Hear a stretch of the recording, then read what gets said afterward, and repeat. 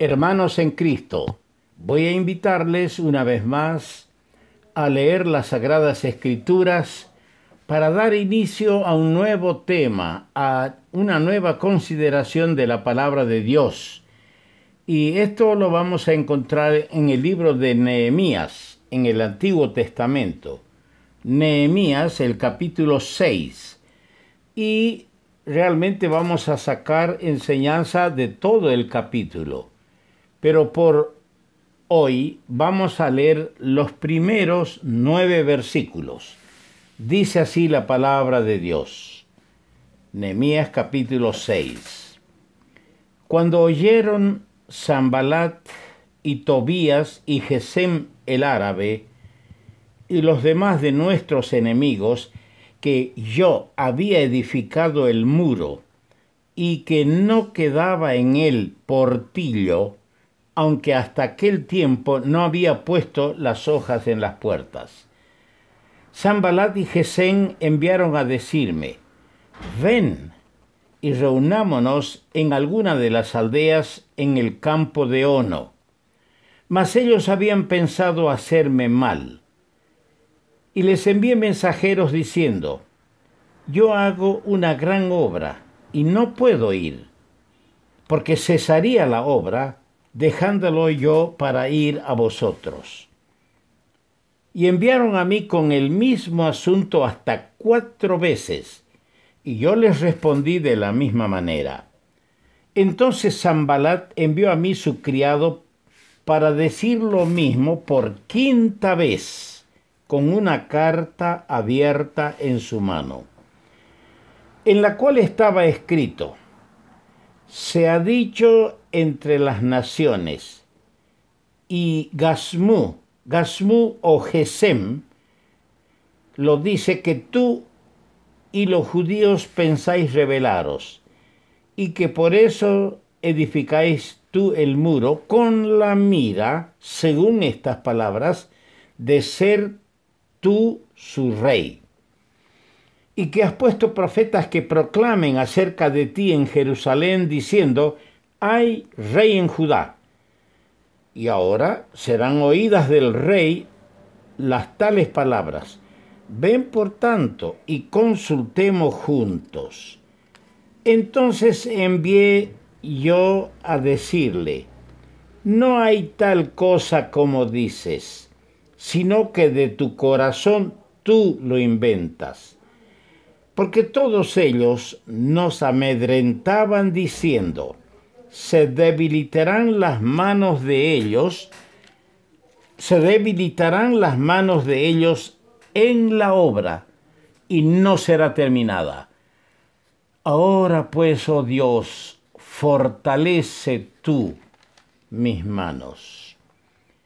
Para complementar esta escritura, vamos a leer otra porción de la palabra de Dios en Primera de Pedro, la primera carta del apóstol Pedro, capítulo 3, y vamos a leer del verso 8 adelante. Finalmente, sed todos de un mismo sentir, compasivos, amándoos fraternalmente, misericordiosos, amigables, no devolviendo mal por mal ni maldición por maldición, sino por el contrario, bendiciendo, sabiendo que fuisteis llamados para que heredaseis bendición. Pasamos al versículo 13. ¿Y quién es aquel que os podrá hacer daño si vosotros seguís el bien? Mas también, si alguna cosa padecéis por causa de la justicia, bienaventurados sois.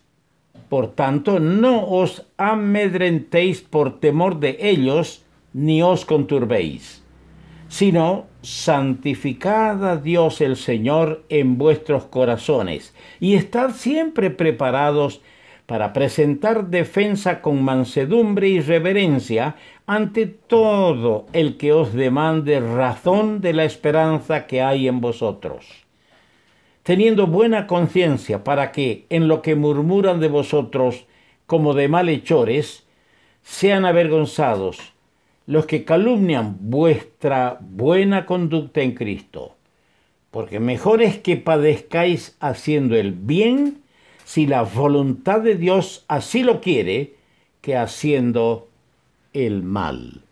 Que el nuestro Dios bendiga su buena palabra. Nehemías, su nombre significa Jehová consuela. Y qué bueno es cuando en la iglesia del Señor, en la asamblea, hay hermanos, no tanto que se llamen Nehemías, sino que sepan consolar con sus vidas, con sus actos, con sus palabras, con su accionar.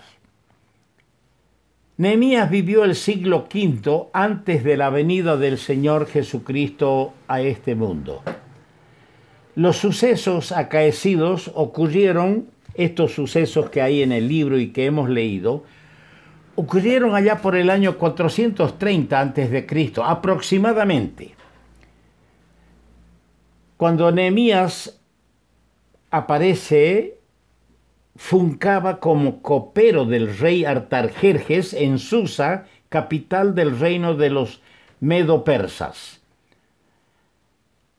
Una de las cosas que se destaca es que sus oraciones, era un hombre de oración.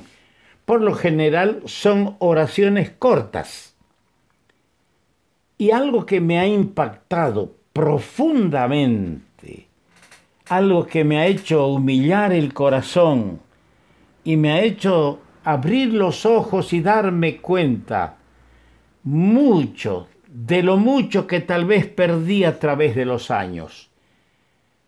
Es esto, que cuando Nehemías vio la maldad y el esfuerzo de sus enemigos, atemorizándole con el propósito de debilitar sus manos en la obra, elevó esta breve oración que está en el versículo 9 que hemos leído hoy. Oh Dios, fortalece tú mis manos. Como diciéndole, Señor, estas manos son para servirte a ti. El enemigo las quiere debilitar, amedrentándome, metiéndome miedo. Pero Dios mío, fortalece estas mis manos para tu servicio. Qué lindo leer estas palabras de los labios de este siervo de Dios. Nehemías aparece sobre el escenario como un hombre de oración y de acción. En el capítulo 1, versículo 5, aparece orando. En el capítulo 2, casi todo el capítulo. Una vez que llegó a Jerusalén, desde el otro lado del desierto, descansó 3 días y por la noche salió a hacer una investigación, un reconocimiento de la ciudad destruida. No era mentira lo que le dijeron, que la ciudad estaba abandonada, sus puertas quemadas a fuego y su muro destruido. Aparece el hombre ya en el capítulo 3 en pleno trabajo. Estas dos cosas, oración y acción, son inseparables en los que quieren servir al Señor en su obra. Pues no se puede pensar, amado hermano, seriamente en orar sin obrar o en obrar sin orar. Viene a mi memoria lo que leí en alguna revista, que el famoso poeta Emerson, el poeta británico, de muchos años volvió a su pueblo, a su pueblito donde él nació y creció. Y en ese pueblito había un gran lago y decidió ir a pasear en una de las canoas, de las lanchas, a pasear en esas canoas en el lago que él vio en su niñez. Subió a una canoa porque algunos pobladores se ganaban la vida paseando de un extremo al otro a los turistas en pequeñas lanchas, pequeñas canoas. El hombre comenzó a remar y a avanzar y a adentrarse aguas adentro del lago. Pero lo que le llamó la atención al poeta Emerson fue que cuando el remador levantaba los remos, en una de las paletas decía, bien escrito, ora. Y en otra de las paletas, al otro lado, en el segundo remo, decía, trabaja. Y el poeta dice, ¿por qué ora, trabaja? Y le preguntó. Dijo el remero, sabe, señor Emerson, yo soy cristiano. A mi iglesia llegó un predicador que habló sobre Nehemías y dijo que Nehemías era un hombre de oración y de acción, que trabajaba. No trabajaba sin orar, ni oraba sin trabajar. Y yo lo he puesto acá, lo he puesto en mis lanchas. Pero ¿qué tiene que ver tu lancha, tu canoa, con la oración y el trabajo? Esto tiene que ver. Fíjese usted, detuvo la canoa y comenzó a remar con la canoa de la mano izquierda que decía ora. La canoa se movía, pero giraba para un solo lado y daba vueltas en el mismo sitio. Ahora fíjese, le dijo, voy a remar con el otro remo, cuya paleta tenía la inscripción trabaja. Y remó, y la canoa, la lancha daba vuelta, giraba para el otro lado, pero no avanzaba. Ahora fíjese, le dijo, y empezó a remar con los dos. Ora, trabaja, ora, trabaja. Y el bote, la canoa, empezó a avanzar rápidamente hacia adelante. Dijo el poeta, esto es la pura verdad. Dios no necesita solo oradores teóricos. Dios necesita también trabajadores, obreros. Dios no necesita de aquellos que hablan lindo y bonito, sino que esos que hablan bien, que oran bien, también pongan sus manos en el arado y trabajen. Qué linda lección quedó para el poeta y la consideración que hizo el poeta sobre lo que aprendió aquel día. La oración de Nehemías fue contestada y su obra fue bendecida. Había oposición, sí, muchísima oposición, y ese es nuestro tema. Había enemigos, pero el poder divino se impuso y el muro se acabó en 52 días. Antes de 2 meses, el muro fue terminado. ¡Qué bendición!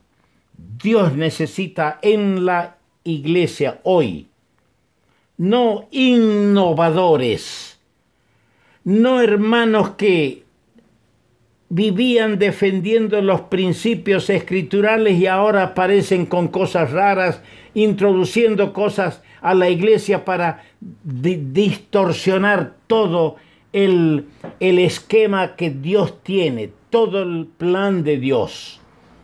Dios necesita hombres que oren y que trabajen y que con humildad enfrenten los grandes problemas que hay en la obra del Señor. Nuestro tema va a ser los enemigos de la obra, de dentro y fuera. Hay 7 clases de enemigos por lo menos, digo yo. Usted puede tal vez encontrar más, pero yo he encontrado 7 clases de enemigos. En el capítulo 4, en el versículo 1, dice que Sanballat hizo escarnio de los judíos. ¿Quiénes son estos enemigos? Los burladores, los escarnecedores. ¿Los hay en tu iglesia, hermano? No faltan los que se hacen la burla de aquellos que quieren servir al Señor. Los de adentro y los de afuera. Los burladores. Dios nos libre de ellos. Dios me libre a mí de ser un escarnecedor, un burlador, de los que con la mejor intención y a la luz de la palabra y en seguimiento a la enseñanza bíblica quieren hacer la obra de Dios, que no seamos escarnecedores ni burladores de ellos. En el capítulo 4, en los versículos 7 8, tenemos otra clase de enemigos. Dice, aconteció que oyéndolo Sanbalat, Tobías y los árabes, verso 8, conspiraron todos a una para venir a atacar a Jerusalén y hacerle daño. Aquí tenemos los conspiradores. ¿Quiénes son estos? Son los que se agrupan, se aglutinan, se juntan y se rebelan. Se unen contra una causa, o en este caso contra la obra de Dios y contra sus siervos fieles que quieren hacer la obra de Dios de acuerdo al modelo divino. Que no estemos en esa lista, querido hermano, entre los conspiradores que se rebelan. En el mismo capítulo 4, en los versos 10 y 11, tenemos que los judíos dijeron, fíjese, y dijo Judá, los mismos hebreos, la fuerza de los acarreadores se ha debilitado. Traían las piedras, traían la cal seguramente, y el escombro es mucho y no podemos edificar el muro. Y nuestros enemigos dijeron, no sepan ni vean hasta que entremos en medio de ellos y los matemos y hagamos cesar la obra. Aquí tenemos otro grupo y otra clase de enemigos. Primero eran los escarnecedores, luego los conspiradores. Aquí tenemos los desanimadores. Dicen, hay mucho hay mucho escombro y hay mucho que trasladar de material, ya nuestras fuerzas no dan. Además, nuestros enemigos han dicho que van a venir de noche y nos van a matar. ¿Cuándo no faltan estos desanimadores en las congregaciones? Los que en vez de alentar, de animar, de impulsar, desaniman, acobardan a los demás. Que el Señor nos libre de ser desalentadores, desanimadores, acobardadores. Que Dios nos libre que en la congregación existan este tipo de elementos, de personas. ¿Qué cuenta darán al Señor los que actúan de esta manera allá en el tribunal de Cristo? En el capítulo 5, los versos 1 al 5, les invito a que ustedes lo lean, tenemos los murmuradores. Aquellos que hablan en perjuicio de ellos mismos y de los demás. Usted lea bien el capítulo 5, versos 1 al 5, en vez de dar solución al problema que tenían de haber empeñado sus hijos, de no tener plata, de haber empeñado sus tierras para pagar los impuestos al rey, en vez de arreglar y solucionar el problema, comenzaron a hacerlo cundir, y un poco de levadura leuda toda la masa. Los que hablan en perjuicio de otros y al último terminan hablando en perjuicio de ellos mismos, son los murmuradores. Estos enemigos los hay dentro de la iglesia y fuera de la iglesia. En el capítulo 6, los versos 1 al 2, tenemos la propuesta de Sanbalat, de Tobías y de Gesén el árabe, invitándolo a Nehemías a salir al campo de Ono para tener conversaciones, que se reúnan con ellos. ¿Cómo reunirse con sus enemigos para planificar qué? Hacer la obra de Dios, si el enemigo lo que quería era destruir, frenar y acabar con la obra de Dios. Ahí tenemos los engañadores. Oh, cuánto tenemos que saber y darnos cuenta, hermano querido, hay engañadores. Cuidado, en la iglesia, y es la señal, el estigma de los últimos tiempos, que en la iglesia habrá estos engañadores que van a tratar de confundirnos, de hacer que hagamos alianzas con el enemigo. Y el creyente no puede hacer pactos ni alianzas con los enemigos de la obra del Señor. Así se llamen creyentes o cristianos. En este mismo capítulo 6, versos 6 y 7 dice estas palabras, en la cual estaba escrito, en la carta que mandó Sanbalat con su criado a Nehemías.